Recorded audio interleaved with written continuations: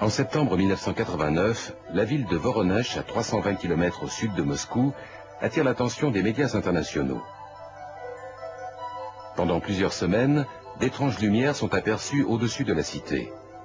Le 27 septembre, des habitants signalent l'atterrissage d'un engin spatial dans l'un des parcs publics, duquel seraient descendus 3 individus géants. Rien de semblable ne s'était jamais produit à Voronezh.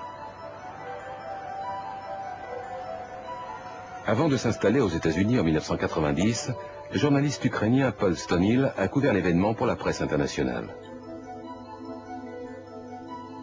À Voronezh, des chercheurs de premier plan spécialisés dans les phénomènes anormaux, comprenant des scientifiques, des géologues et quelques militaires, sont venus sur le site immédiatement après. Ils étaient là le 3 octobre pour recueillir et étudier des échantillons de sol.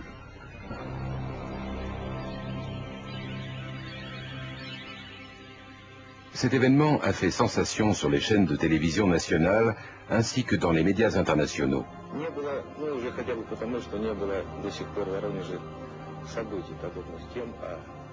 Des dessins faits par des enfants qui étaient présents donnent également une idée de l'importance de ce phénomène.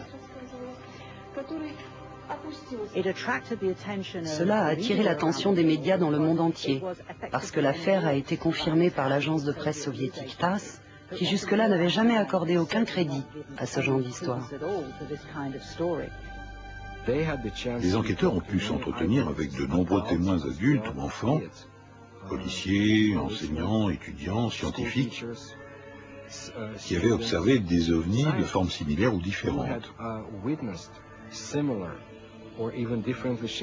Le thème commun à tous ces témoignages, c'est que des êtres géants sont sortis d'étranges engins, ont inspecté la ville de Voronezh, sont remontés dans leur vaisseau et ont disparu.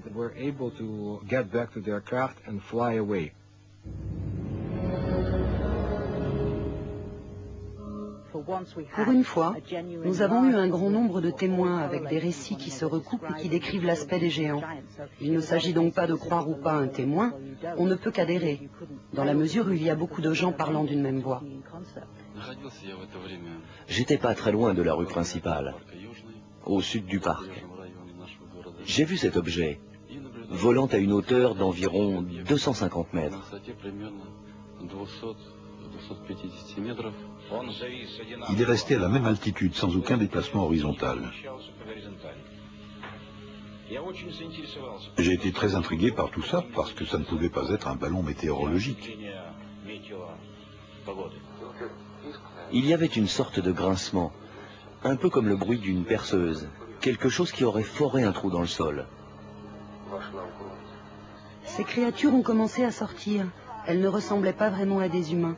Elles étaient beaucoup plus grandes que les hommes. On voyait bien leurs épaules, mais on ne voyait pas de tête.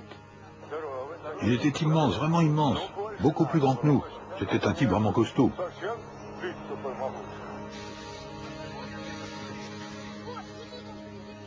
En 1989, Sergueï Makarov était l'un des écoliers qui se trouvaient dans le parc de Voronezh.